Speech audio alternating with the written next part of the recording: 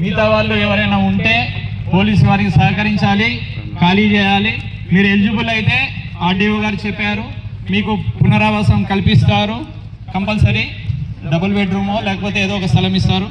పోలీసుతో అనవసరంగా గొడవ పడద్దు, రెవెన్యూ వాళ్ళతో గొడవ పడద్దు. మీ వీడియోస్ కర్రలు పట్టుకునే తర్వాత మీరే చికాకు పడద్దు. మీరు అనవసరంగా ఎవరో మాటలు నమ్మి ఇక్కడ మీరు చికాకు పడితే మీరే ఇబ్బంది పడతారు. మళ్ళీ చెప్తున్నాను, పరమేశ్వరి మరియు ఇంకో 9 మందికి హైకోర్టు ఆర్డర్ ప్రకారము మీకు ఉంది, వాళ్ళకి మేము ప్రొటెక్షన్ ఇస్తాము.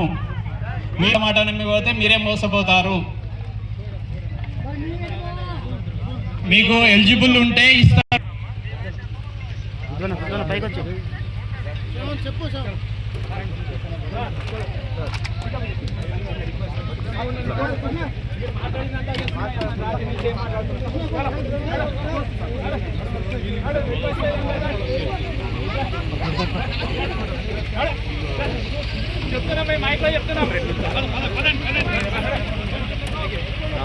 పోలీసు వారికి సహకరించాలి. మీ వీడియోస్ అన్నీ వచ్చాయి, మీరు ఏమీ చేయొద్దు.